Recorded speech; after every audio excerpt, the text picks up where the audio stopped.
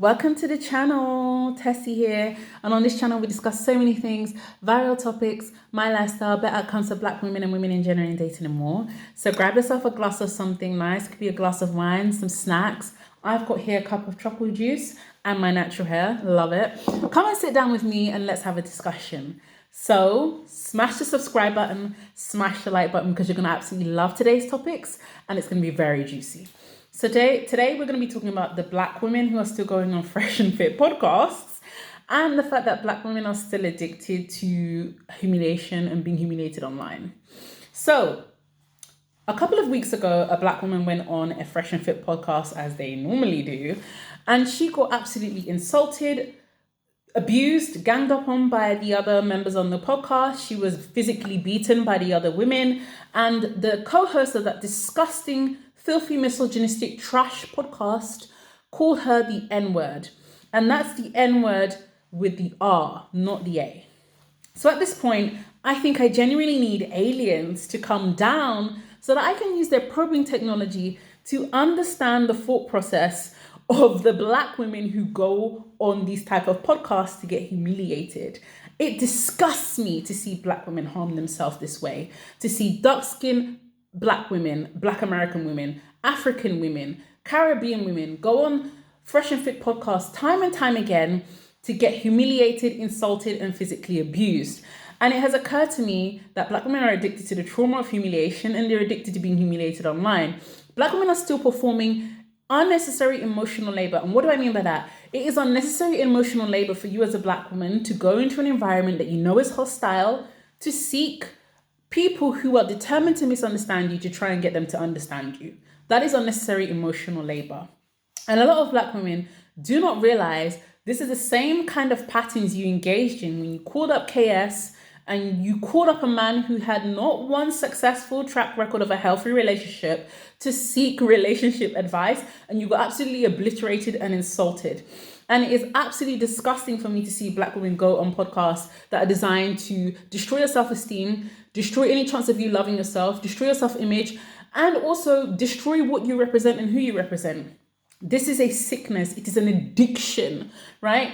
And it occurs to me that this is the same kind of mindset I had 12 years ago when I was 17 and I had eating issues. I engaged in the same sort of self-destructive patterns and thoughts. And now I'm healed. I love myself. I'm 29. I love myself. I have such incredible self-esteem. I am so strong in my self-esteem, my self-love. I have taken the time to develop my identity. I know who I am. I know exactly what I want, where I come from, my family, why I think. I love the way I look. I love the way I think. And because of that, I understand that I don't need everyone in the world to understand me. And when you love yourself as a Black woman, you need to understand that you don't need everyone in the world to understand you. So what do I mean by that? Sometimes I get Black men, because I'm in an interrelationship, they come into my channel and they go, you're a bad wench, or you are a Black woman and you hate Black men, or you're in an interrelationship. Blocked, blocked, and blocked. They all rot in YouTube hell, and I don't care. And do you know why? Because I understand that not everyone in the world needs to understand me. If you understand me, great. If you don't understand me, great. The reality is, I don't make other people's problem with me my problem. If you have a problem with me, that's between you and your God. You're going to have to sort that one out for yourself. That's your problem to sort out. It's not my issue, right? And when you love yourself as a Black woman, you don't put yourself in harmful situations where people are determined to dehumanize you and destroy you. I don't even let random men talk to me on the street or in public places, random men who I don't know. So why you would go into a situation that you know is knowingly hostile, where people have an agenda and they, from the very start, they want to destroy you, and you would put yourself in that situation as a Black woman, is sickening. And you know the sad thing? Black women don't realize how powerful they are, how fucking powerful they are, how much people need you to succeed. These disgusting, misogynistic podcasts, if you ignore them, they will starve to death. They cannot survive without you. They need your essence. They need your presence. They need your allure. They need you on there. They know they can rage bait you. They know they can say certain things, certain phrases, and that will get you talking and reacting, and then they'll make money off you. They cannot succeed without you. And if you step away and ignore them and put that self-love into yourself and other Black women, they will die out. They cannot survive without you. And it's actually really sad for me to see, because I don't engage in stuff like this. I love myself so much. I don't watch trash, misogynistic, filthy podcasts. I'm a very happy black woman in a very happy interracial relationship. My husband to be is Polish. His name is Greg. I am Nigerian. I am currently engaged. You can see my engagement ring and my wedding ring that sometimes I like to wear when I'm excited. We are getting married in less than 3 months. I am also pregnant. So yes, we are expecting our first child, and we'll be traveling for our honeymoon next year.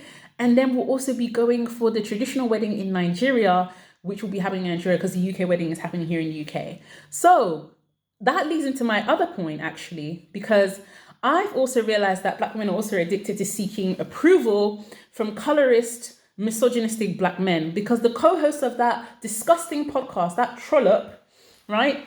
He is a black man who used the N-word against the dark-skinned black woman. She was called the N-word, and he is a black man.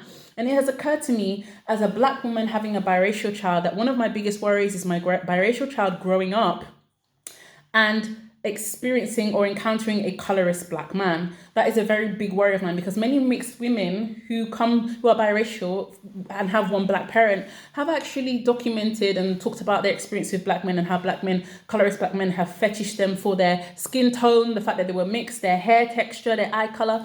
And I want my biracial child to grow up and meet someone who loves them for who they are, not because they're mixed or where, they have a certain eye color or a certain hair texture. I want them to grow up in Poland and meet Polish people, and grow up in Nigeria and meet Nigerian people. But some Nigerian men can also be very colorist. Not every Nigerian man is colorist, obviously, but I'm a Nigerian woman, I know. And the reality is I want them to be loved the way Greg loves me. I want them to be loved for who they are. So I need black women to love yourself, please, and avoid misogynistic, colorist black men and podcasts.